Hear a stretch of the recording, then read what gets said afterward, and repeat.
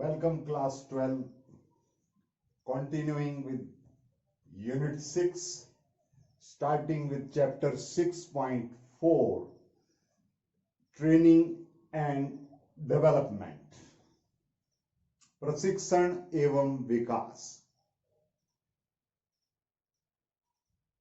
प्रबंध में मानव, माल, मशीन, इन सब में जितने भी आयाम हैं, इनमें मानव शक्ति एक ऐसी शक्ति है जो बाकी के दूसरे सभी संसाधनों को संचालित करती है। और अगर ये मानव शक्ति प्रशिक्षित हो, ट्रेंड हो और इनके विकास के बारे में अगर बात की जाए तो व्यवसाय नए आयाम टच करता है। इसी कड़ी में प्रशिक्षण की बात, ट्रेनिंग की बात, इसका अभिप्राय वर्तमान कार्य निष्पादन को बनाए रखने एवं सुधार करने के लिए तैयार की गई प्रक्रिया से है। प्रशिक्षण का अगर अर्थ जाने तो प्रशिक्षण वह प्रक्रिया है जिसके द्वारा कर्मचारियों में किसी विशेष कार्य को कुशलतापूर्वक संपन्न करने हेतु उनके ज्ञान एवं निपुणता में वृद्धि का प्रयास किया जाता है। यहां फिलिपो की परिभाषा का जिक्र भी कर लेते हैं। एक विशेष कार्य को करने के लिए कर्मचारी के ज्ञान एवं कौशल में वृद्धि करने के काम को ही प्रशिक्षण कहते हैं। तो यहां पर एक चीज बड़ी क्लियर समझ आती है कि कर्मचारी के ज्ञान और कौशल में वृद्धि करना और इस वृद्धि के फलस्वरूप जो व्यवसाय के उद्देश्य हैं उनको पूरा करने में तेजी आती है और व्यवसाय का जो मकसद होता है वहां तक पहुंचने में, आत्मसात करने में निर्णायक सिद्ध होता है। तो अभी तक बात हुई थी, जब प्रबंधन की बात चल रही थी तो बात योजना की हुई, बात संगठन की हुई, बात नियुक्तिकरण की हुई और अब बात यहां पर आ चुकी है कि जब आदमी नियुक्त कर लिए गए तो संस्था में अच्छे परिणाम पाने के लिए उन कर्मचारियों को ट्रेंड किया जाना है, प्रशिक्षित किया जाना है और उनका विकास किया जाना है। अब बड़ा प्रश्न ये उठता है कि क्या संस्था के सभी कर्मचारियों का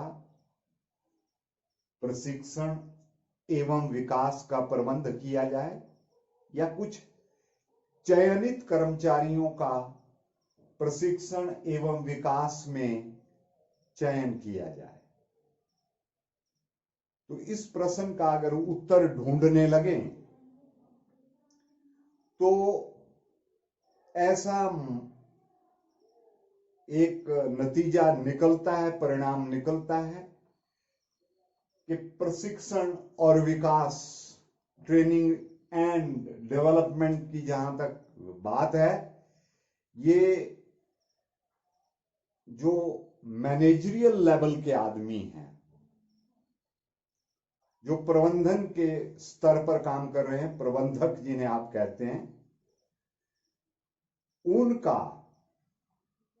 ट्रेनिंग भी होना चाहिए और उनका डेवलपमेंट भी होना चाहिए। यानी प्रशिक्षण और विकास उन लोगों के लिए अति आवश्यक है। रही बात खाली ट्रेनिंग की, तो बाकी लेवल के जो कर्मचारी हैं उनको उस पर्टिकुलर काम में ट्रेन किया जाएगा जो काम वो कर रहे हैं, उस काम में वो सहज हों, तकनीकी कौशल हो उनके पास, निपुण हो, उनके सारे पूर्ण रूप से ट्रेनिंग और डेवलपमेंट की आवश्यकता नहीं है।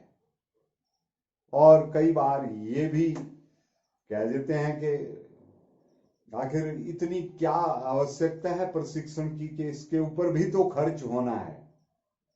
तो यहां पर एक चीज क्लियर कर दूं कि अगर कोई संस्था इस तरह से काम चलाने पे उतारू है तो प्रशिक्षण का बचाया गया जो धन है वो उन संसाधनों की,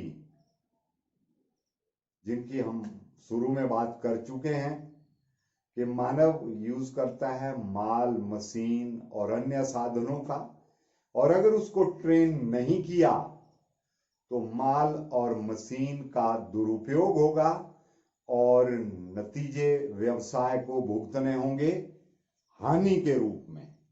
तो आइए जानते हैं, आगे बढ़ते हैं कि आखिर प्रशिक्षण की क्या विशेषताएं हैं। What are the characteristics of training. तो जैसा कि पहले कहा कि ये बहुत आवश्यक है, आइए जानते हैं कि क्यों इसकी आवश्यकता है। तो पहला पॉइंट है, प्रशिक्षण पर जो खर्च है वो विनियोग है, अपव्यय नहीं। Expense on training is investment and not the wastage.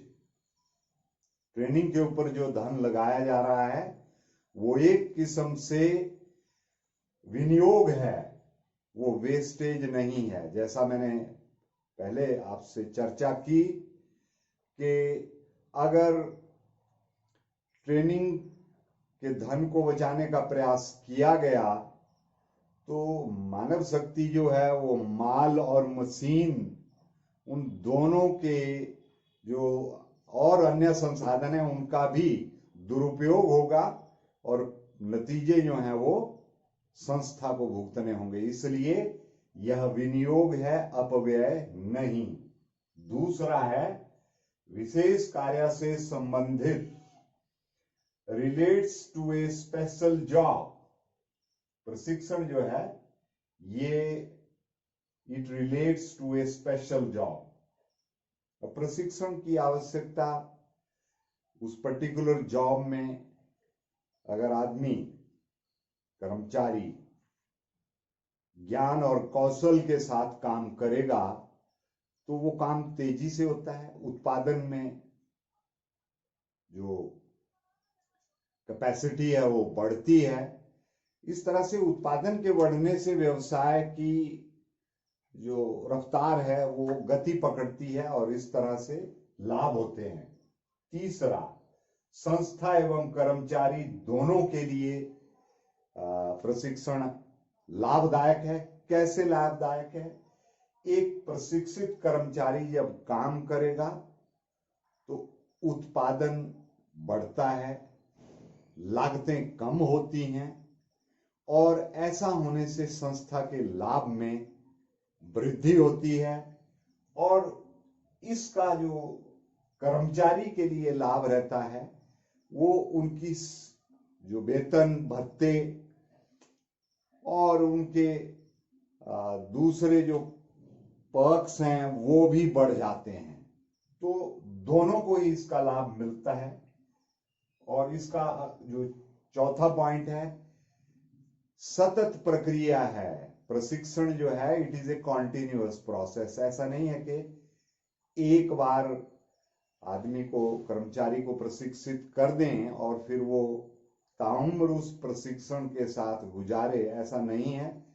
तकनीकें बदलती हैं, व्यवसाय में कार्यप्रणाली बदलती है और बदलते वातावरण के साथ आदमी को प्रशिक्षण की आवश्यकता होती है, कर्मचारियों को प्रशिक्षण की आवश्यकता होती है और समय के साथ ये सब चीजें तय होती हैं। ऐसे में जो प्रशिक्षण है वो लगातार चलने वाली प्रक्रिया है।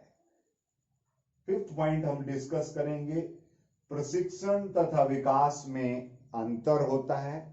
प्रशिक्षण ज्ञान और कौशल में वृद्धि करता है, और यहां पर शुरू में भी हमने चर्चा की कि ये प्रशिक्षण जो है वो ज्ञान और कौशल में वृद्धि करने के अलावा विकास की जब बात आती है तो जो सभी कर्मचारी हैं, प्रशिक्षण तो सबको दिया जाना है, लेकिन जब बात विकास की आएगी तो संस्था की ये कोशिश रहती है कि प्रशिक्षण और विकास, ये जो लोग प्रबंधन के स्तर पर काम कर रहे हैं, मैनेजरियल लेवल पे काम कर रहे हैं, उनको प्रशिक्षण एवं विकास दोनों मुहैया करवाए जाएं, दोनों दिए जाएं।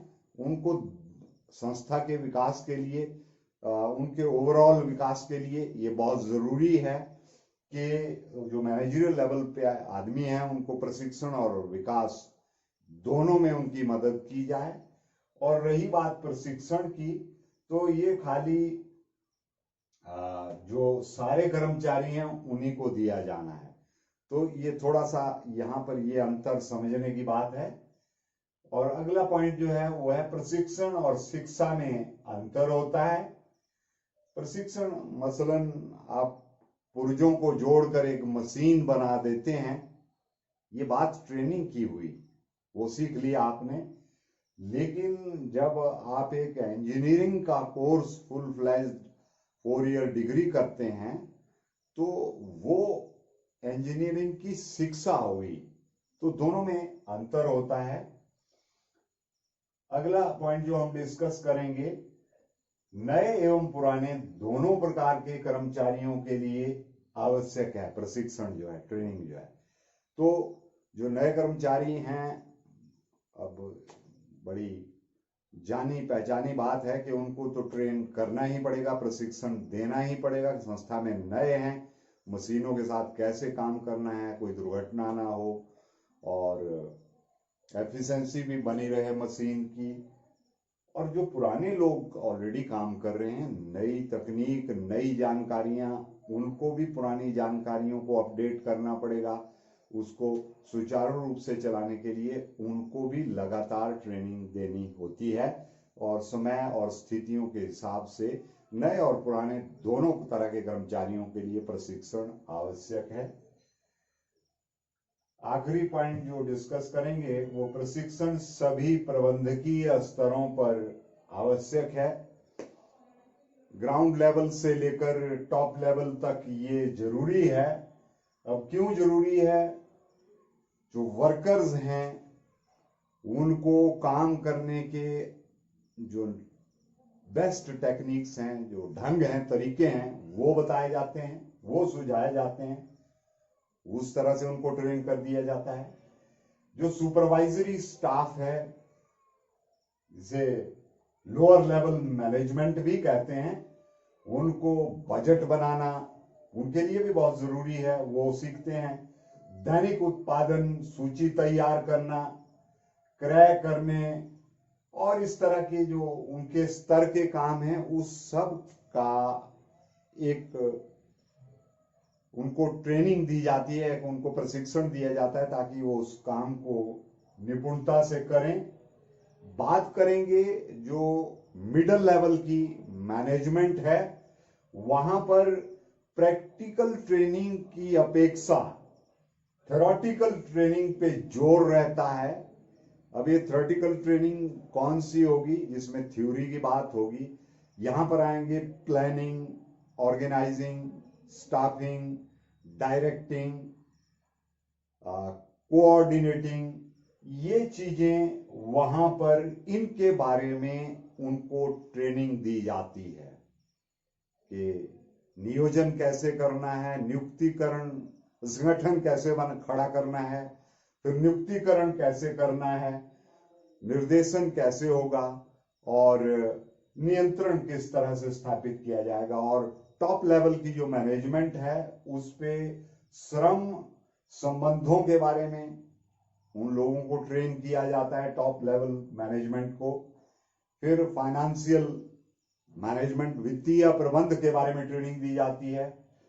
आपको उत्पादन प्रबंधन के बारे में ट्रेनिंग दी जाती है और पब्लिक और गवर्नमेंट रिलेशंस के बारे में ट्रेन किया जाता है। तो कुल मिलाकर ये प्रबंध की विशेषताएं, जिन पे हमने बातचीत की।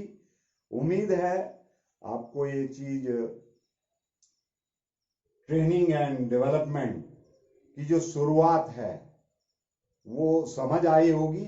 मैं अगले लेक्चर में यहां से आगे बात करूंगा कि आखिर प्रशिक्षण के क्या लाभ हैं, विधियां कौन कौन सी हैं, और ये चर्चा हमारी अगले वीडियो में जारी रहेगी। तब तक के लिए आपसे अलविदा चाहूंगा। जय हिंद।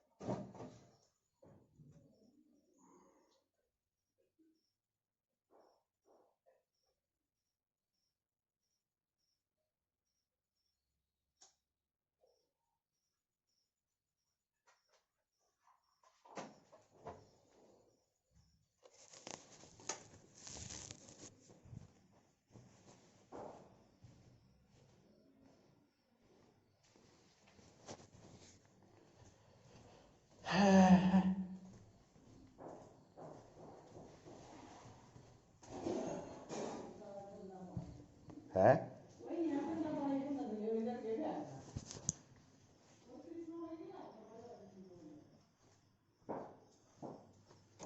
ले आइए बाबा जी।